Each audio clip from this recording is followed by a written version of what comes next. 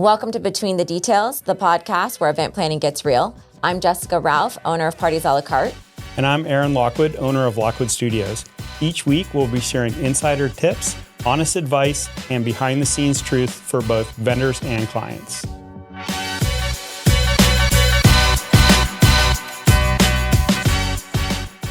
Welcome back. Yes. So glad to be here again. Today, we're going to talk about the flow of an event day, whether it's corporate or weddings, just how does the day work and the timeline and all that fun stuff. I love this topic because I feel like we can both very easily speak into this topic. And I think it's something also very important, like for people to understand and to know that a lot of that goes into successfully putting together and planning an event. So, absolutely. Yes. I think whether you're a client hosting an event or a vendor working on an event, this can kind of benefit everybody. For sure. And I wish that I had more of this information when I first started into weddings too, because a lot of this, like I just kind of had to stumble through and figure out. And, you know, obviously you learn, you grow, you make mistakes, whatever. But a lot of the weddings that we did at the beginning did not have the luxury of having a coordinator. So we were kind of the ones that they came to as the experts, like, oh, you do this all the time, you must know how to put together a timeline. But I also realized that it was beneficial for me at that point to put together a timeline that I knew would work, because if not, we're showing up and then it's like, oh, wow, like we have no time for anything. So I know I'm a little biased because I'm a planner, but I cannot imagine like a wedding day without a planner. There's so many questions. There's so many timeline adjustments that need to be made. There, you know, even from before you get to the day, it's like who's showing up when, and, you know, like is the linen company getting there, you know, before the florist, the linens are ready for them. Like there's so many logistical things that are happening. If you don't have a good timeline, you're in trouble. Yeah, like for sure. It really does set the tone. Like I know there's a lot of things you need, but at the core of it all, like I consider that almost like, you know, the Bible of the event, you know, it's like, this is what everyone is attesting to and following. And like, it really sets the tone for the entire day. And that's whether it's a corporate event, a social, a wedding, it doesn't matter what it is. If your timeline erupts, you're throws everything off. Yeah, everything's thrown off, and you've spent a lot of money, so it needs to run smooth. Well, and I think a lot of times people, like especially for me back then, a lot of couples had the misconception that the venue coordinator was like all they needed, which in some situations, if everything was taking place at the same venue, like they arrived there, they got ready there, they had the ceremony reception there. Not. If the coordinator was like actually engaged, which they're not going to be coming up to the room to make sure the bride is dressed and the flowers are there and all that. So I think that was like a big misconception for people, because I would be like, well, who's your coordinator? Oh, the venue provides one. So that definitely presented a lot of challenges. This is a whole different topic we need for another day. Yes. But like a short thing is like, I think people don't realize that a lot of times the venue coordinators have multiple events. Right? Like, especially if you're at a resort or a hotel, they have multiple events. You're not their only one most of the time. Number two, a lot of them are doing wedding tours. So if it's not a place where one team does the sales and one team executes, a lot of times it's one person that's doing both, right? Like they're, you know, and so they're doing venue tours that whole day, because a lot of times when couples can go see the venues or is a weekend. And so they're doing their venue tours. They're not checking to make sure that, you know, so-and-so rentals got here, or the linens are there, or there's exactly enough chargers or whatever it is. Like that's not on their radar. Yeah, for sure. Well, and so many times too, like obviously for the big percentage of these couples, they've never done this before. Correct. And so they don't also know a lot of the logistical things that you would know about a venue, like how long does load in take, how long is it going to take to get from point A to point B, and like all the other little things in the timeline. How many trucks can show up? You know, this is one that we're having a lot of, you know, talks about. Is we have a particular venue we work at all the time, and it's a tight area. And so you really need to be strategic in how many trucks you're having, because a lot of these trucks that are coming are, you know, 20 foot plus. And so you can't have 5 of them show up at one time. there's not enough room. It doesn't matter what venue you're at. That really also shows how important it is to have a planner, because like my timeline, if a couple was to ask me to put together a timeline, that doesn't take into consideration like what time, the decor people need to show up, like all of that. So I could put together a timeline of photography, like I'm fine with that. And a lot of times I think we even would collaborate on that. Because I think every photographer and videographer is different. Sure. So what you might need for the front end doesn't necessarily work for some other people. Like your flat lays might take 30 minutes, between doing that and the dress and whatever. Some people want an hour and a half on the front end, which I push back on because we don't have that kind of time. Yeah. But there are people who shoot differently and need more time. And as a planner, I also kind of learn each person's flow and the way that they work. And I know, okay, on this particular timeline, I need to lie a little and like shrink the time because I know that they're going to go over. Yeah. So, and also kind of knowing for that particular photographer, like, do they do everything themselves? Do they bring a second shooter along that they also trust and rely on to do those details? So that would affect the timeline as well. Yes. So. And then also if you're incorporating more people, like if you have a videographer, if you have a content creator, I think adding in those elements just naturally makes things take longer. Yeah. Maybe not as much the content creator, but it is something you do need to consider because you are, that photography needs to get the shot, then videography needs to get the shot. Right. And they might not be the same, like, not, what they need for action or walking or different things could be different. Yeah. So that needs to be, considered. Knowing your vendor teams, then how they work together. And also your couple. Because if they've got a family that's strong-willed and doesn't listen, or they've got a large wedding party that's going to be harder to wrangle, that affects kind of sometimes who I'm recommending even. Yeah. But it really affects the timeline. Yeah. If I know that I've got a very strong-willed family that's going to need a lot of instruction. Now, why we put someone up in the room when we start with the getting ready stuff, we put a bridal assistant up there. Who kind of helps manage all of that, you still need to really be thinking about who you're putting with that couple because you need to make sure you have someone who's strong enough to manage them and to keep them on track. Yeah. So I'm also a little bit particular. Or make the decisions if things are running off track. Okay, where are we going to buy more time? Yes. So do we still have time now to go to, portrait area C? Now that's off the table. So you got to communicate some of those things as well. So I think also one of the other things that I always kind of took into consideration was the time of year and how important sunset pictures or golden light, were to the couple too. Because a lot of times, like people are coming down from out of state to get married in Florida. They want some beautiful sunset photos if they're at a venue, like especially at the beach or something like that. I would say 50% of our couples are from out of town. Okay. Yeah. So, and that a lot of times that's a very important thing. And if you that's not waiting for you. The sun sets, Yes. Like if we miss it, it's gone. So you have, sometimes it's like, I've had situations where it's like, the ceremony ended and we're like, we have to go do sunset pictures right now. Yes. We'll come back and do family photos afterwards. Even if we have to go to the reception to do them or whatever. That's why I'm a little bit of a fan of a first look. I mean, so I know that there's a romance people think in not having a first look, right? Because it's like seeing you walk down the aisle. Yeah. But that actually comes from back in the day when they were afraid to let the bride and groom see each other because it was a negotiation. It was a transaction. And they were afraid that they wouldn't like each other or like the way they looked. They might back out, and there was an exchange of reason why they were doing it. Yeah. So that's where, not seeing each other and that being bad luck comes from. Yeah. So for me, I think if you can get past seeing each other beforehand, it just makes your wedding day so much nicer. You get so much of your pictures out of the way and you're not stressed. Because think about it, if you're doing all of your photos after you see each other, that means you essentially have 50 minutes. Right. 50 minutes to do your wedding party, your family, and then all your photos that you want as a couple. Yeah. And then you need time to go to the restroom. You need time to bustle. You need time to fix your makeup.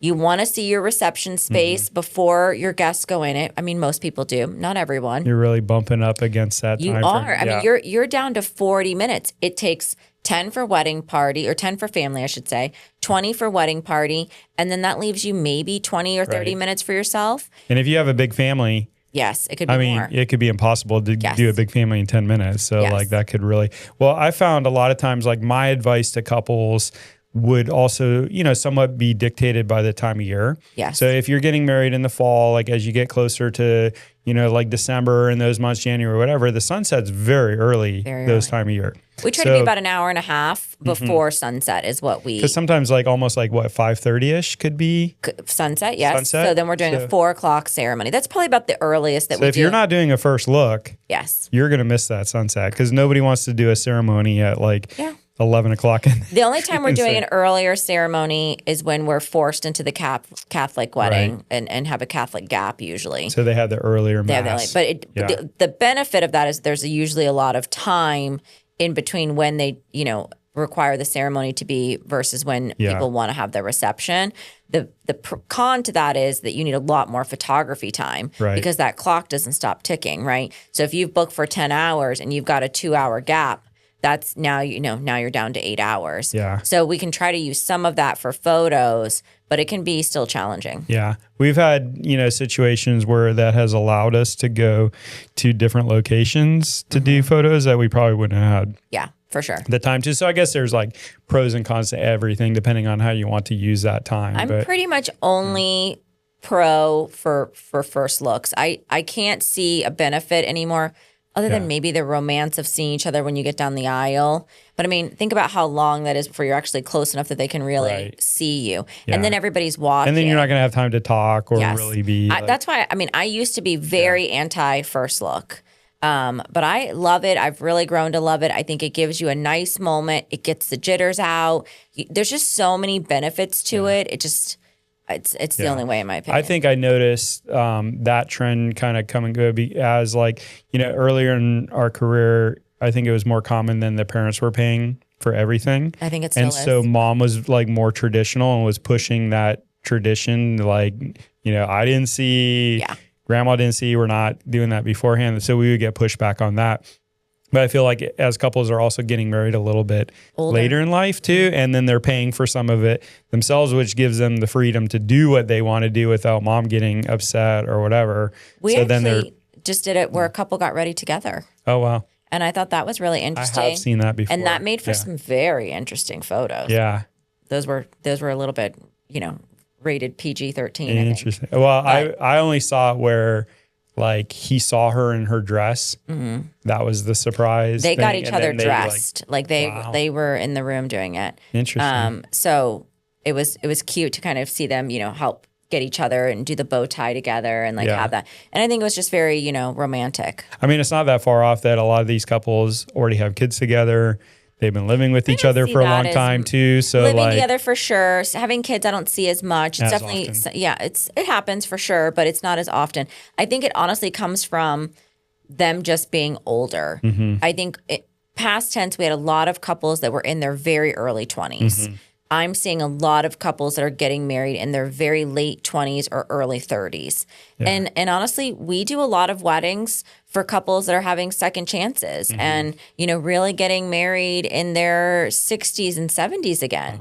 Wow. I think I've done 3 in the last year that were in, in that realm. So they're definitely going to want to see each other and spend some time beforehand. They do. They just enjoy that moment and they don't want to be rushed. Yeah. And I think that's the biggest takeaway is if you have a first look, you're just not rushed. Yeah. You do have to get ready a little bit earlier, but at the end of the day, you have a lot more time. Your photos are flowing in a way that it's not stressful. Because you can stack up as much time as you want, really, beforehand. Mm-hmm. But once the ceremony takes place for your average wedding, you're done. There's only so much time you can take before the reception the takes newest place. thing is that the venues are really starting to impose a limit into how many hours the reception can be from an alcohol consumption. Okay. So a lot of the major venues in our area are really capping out at 5 or 6 hours. Wow. So if you think about it, your cocktail hour is an hour, and then a normal wedding reception is 4 hours, no matter what anyone's packages says. That's a normal wedding reception is 4 hours. So that's 5 hours. So you could be capped out. And then some people want to extend or do an after party. Yeah. And so it really starts to eat up. So I think it's really important to kind of do that front end first look and just have that time. I agree. How soon in the process when you meet with a couple do you talk timeline? Very early. Okay. Because at the end of the day, the way that we're booking, like from our processes, they book with us. Mm-hmm. We have some very deep initial conversations of like, what do they want? What's their vision? You know, do you envision a videographer? Do you envision a content creator? Are you band, DJ? Like, what are your thoughts here on these things, right? Then we're making a budget. And because that's first step number one for me. We can't do anything until we have a budget. Like the beginning of all the, Because if you don't have a budget in place, right? And then you're going and you're making decisions and you don't realize that you're going to at some point probably have to get rid of something. Sure. So for me, budget's number one. Once that budget's in place, we have a venue and a date. The next thing I'm booking is photo, video, and entertainment. And all of that requires understanding your timeline. Yeah. Yes, we can probably add time on the back end if we need to, but from a budget perspective, I need to know that number up front because those are some of your pricier vendors, right? Like that's where you're spending your investment. And those are almost always some type of time involved in the package. It's 8 hours, it's 10 hours, it's 12, most of them. There's a few unlimited, but for the most part, you need to understand what that timeline looks like to really be able to book accurately. Yeah. Well, and that goes back to your budget. And a lot of times too, like for me, that conversation would be even at the first meeting. So sometimes they've seen the coordinator, especially if it was like a referral from a planner where, maybe they've even booked you before they've finalized their event. So they haven't met with the venue or whatever yet. So if they've already booked you and come from that, then they have a little bit better idea of that. But I would literally, like at the consultation, sit down with them and be like, okay, what's your tentative ceremony time? Are you guys doing a first look? And then just kind of basically build the structure of a timeline for them.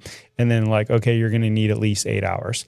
Now, if you want me to stay, like, are you planning a formal exit at the end? Because sometimes they'll have like, sparkler fountains or fireworks or whatever, or a special getting away car. So all those items are important in the timeline, which unfortunately sometimes there is a lot of time at the reception that's really.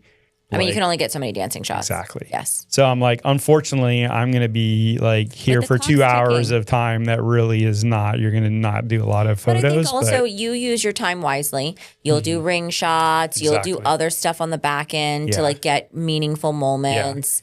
And it's fun sometimes even to take the couple out for like some nighttime type photos, do some cool lighting or something. Not a big dance group, that's definitely or they need a little break from the dance floor for a little bit or something. Or you're capturing them in the photo booth. You're capturing them with late night snack. You're capturing them with whatever immersive entertainment they have. I think you use your time pretty wisely there. Yeah. You're getting band shots. You're getting, other shots. Yeah. I mean, first look could definitely adds a little bit of time to the normal timeline, but I think it's time well worth. When you're doing a first look, we're essentially getting you in your dress approximately 3 hours before the ceremony time.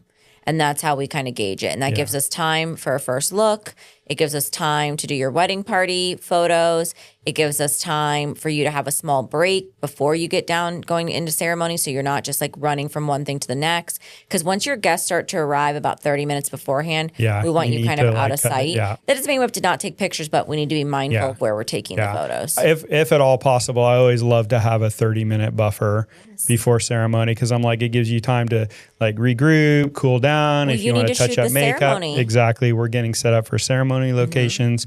The only thing oftentimes that I would find that we would do even with the first look, would be maybe like if they didn't want the grandparents there that early for family photos, then maybe you just do a couple quick family photos. I think your family photos end up being extended family people, right? Aunts, uncles, cousins, anybody like that. And then obviously, I think if you need your grandparents, you know, or kids, because sometimes it's hard for the kids to be there that long. But other than that, you can get a lot. That's 10 minutes, maybe max, right? So that gives you a lot of time to be able to go and enjoy cocktail hour, which in my opinion is nice because you get a lot of your hellos out of the way. And then you can really, the last few hours of the reception, not worry about going and saying hello to everyone, but dance, enjoy, be present in your own wedding. You know, it becomes so political and formal, right? Like you have to go around and shake everyone's hand. Is that still a normal thing? Do they still go around and take table photos? I mean, most do. Okay. So my biggest thing is like you've spent all this money, you are eating this dinner. Yeah. Like you deserve to sit. You deserve to eat this meal. I will stand next to everyone, like stand next to them kind of a little bit of way and just give people the nastiest look. Like do not come and bother this couple while they're getting ready to put this piece of steak in their mouth. Like go sit down and eat your meal that they paid for. Yeah, absolutely. That's a huge pet peeve of mine. It makes me so angry. Now, if the couple wants something different, that's fine. But for me, most of them are excited about the meal that they've picked. Like they've spent a lot of time agonizing over what they're serving. For sure. And I want them, and they've also been around everybody all day. This is their 20 minutes maybe to just be the two of them for a second. And then if they're at a head table, they've chosen that to be there and get to kind of experience that with those closer friends. Like, go sit down. You enjoy your meal and conversate with the people that are at your table. Let them enjoy their meal and conversate, whether it's just the two of them or a head table, and let it happen. So I'm a huge proponent in like kind of trying to get those hellos out of the way. That's why I also like a welcome party. Well, and also like I don't think people realize how much they're going to appreciate that to have, even if it's just a few minutes together, quiet. And it's like, you know, again, it goes back to like this is the first time most of them have done this, so leaning on your experience. Husband and wife. Exactly. So yeah, I love for them to get that time. Now, totally different topic. Okay. But so timelines from a wedding perspective, but how does that different for your corporate events? And like, do you bring in some of those, you know, elements, those things that you've learned from weddings to planning a corporate event? I think all of them require. You have to take into consideration how you're moving that many people and how far you're moving them, right? So I think that's definitely something that you can use across the board. You know, like, do we need to stop the elevator and move everybody up at one time? You know, it really depends on the venue. So I think that setup time, how much time you're, you know, utilizing to set certain things up can definitely be similar. I really think from a corporate perspective, it depends on the agenda that they have. You know, how many keynotes do they have? How many breakouts do they have? So there's some of that into consideration. Multiple days. But we have weddings that are multiple days too. That's true, yeah. I think from us, when we're doing corporate, we really are trying to come from a place of hospitality, which I think is what makes us different. I think a lot of people view corporate as needing to be like rigid and very, you know, this way. We look at it from like, you've invited these people to come here, right? How can we make this a wonderful experience for them? How can we make them feel welcomed and warm? And I think part of that is not making them feel rushed through, right? Like if you can give them time to have a cattle call for have a nice meal, have a good break with a snack, and let them, you know, socialize and communicate, and have a restroom break. And so we really do try to think of all of that from a timeline perspective, but also from a hospitality perspective. I like that.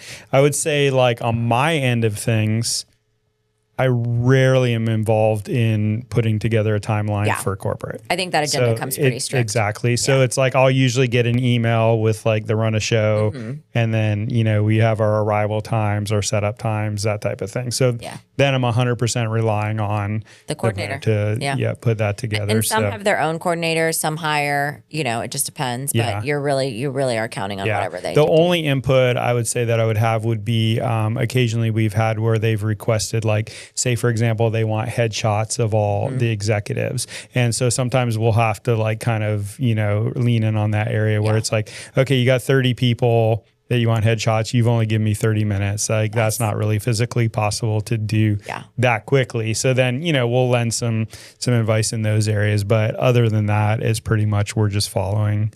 I would say a wedding is so much, more challenging from a timeline perspective than like a corporate event. Even though there's a lot going on, I think there's so many people in a wedding you don't have control over, right? Sure. Like if the guests aren't showing up on time, or, people don't come and get their hair and makeup on time. There's just a lot of, wild cards that you have that you can't really control. Sure. That's, I think, the most challenging part. And for me as a planner, our timeline is, obviously we change depending on what the couple's looking for, but there are just some standard practices. Yeah. We want a little buffer time in there.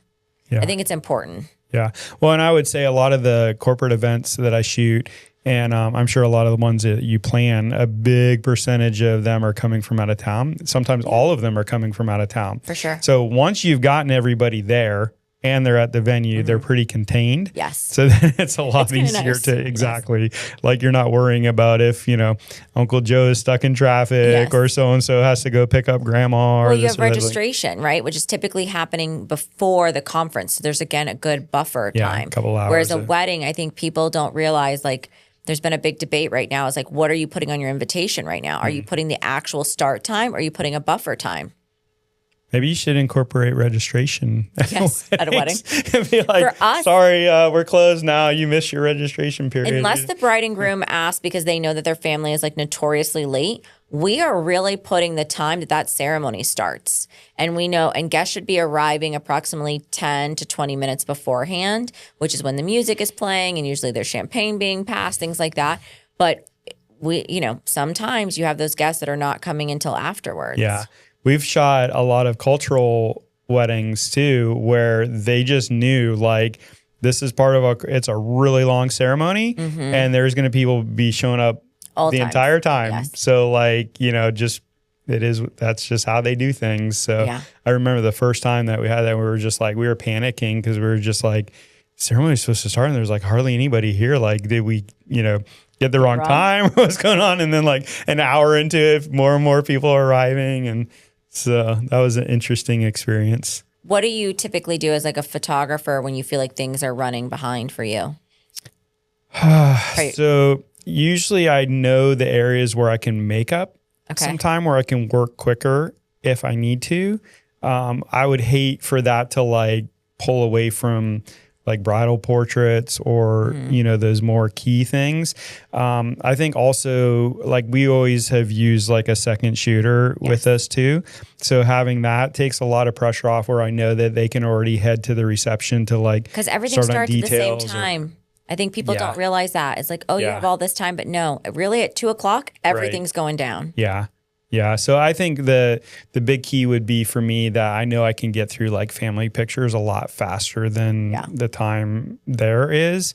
So, or just having to, and again, a lot of it would be like collaborating with you. Just prioritize. Like, okay, what's the most important and what can we do later? Yeah. Can we get that family photo later? If it's like, your fifth cousin, can that wait until we're in reception later and it can be, part of the dance time? And some of those things are just like out of control of just the day. Like if the weather didn't allow certain things or whatever on the timeline, then we just have to, know how to pivot and still meet expectations. Obviously, like they had their heart set on sunset photos. If the weather doesn't allow it, then we'll have to move on. We've also had situations where like we were able to go back and do those at a later time. So I'll always throw that out there as an option if I can tell the bride is like getting upset that she wasn't going to get sunset photos. Can't control the clouds. So, and I have done that. Like, when we were doing weddings primarily, like I would say a fairly good percentage of the time. Oh, and that was also a trend. That we could talk about trends and like future things, but the back in the dress sessions, I don't know if that's still I haven't, a trend, but that was a huge thing. I haven't probably done that in like 10 years. Okay. That's way gone. Yeah. So they used to do, a lot of times where like if the timeline didn't allow for the locations that they wanted, the sunset photos, that type of thing, we could do a back in the dress session, which again was like a little, almost like an engagement session where it's a little more relaxed of a schedule. It's a lot of work though, like to go get hair and makeup again, like to go get in that dress again, which probably is pretty dirty after a wedding I never day. did any of the trash the dress sessions. That was like a trend too, where they would literally do like go to the beach and like jump in the water. And stuff, or like light it on fire. Oh my gosh, like, all that money. There's so tons of like crazy trends, but well, I think all this information like really is key for successful wedding day or corporate event. Like if you don't have a good timeline, even a social.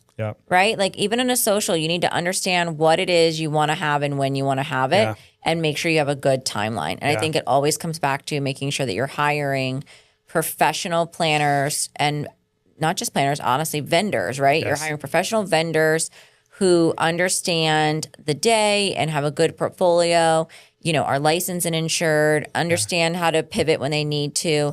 I think that's the key to making your event successful. And know where in the timeline, like they need to make sure that like they're allowing themselves time for arrival, load in, load out, all those little things, the transition time between, venues, like, those things. If I'm booking a photographer for 2:00, they're getting there at 1:30, 1:15.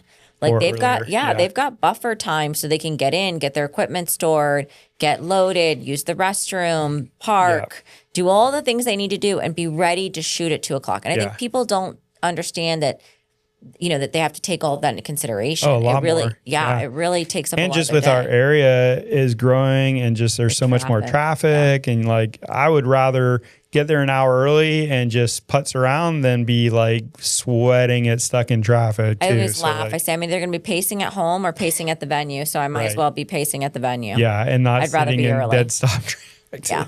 Yes. I'd rather be early. So, all right. Well, this was awesome. Good. Yeah. Thank you for all the insight. That's amazing. Same to you. Oh, looking forward to the next one. Good topic. I love it.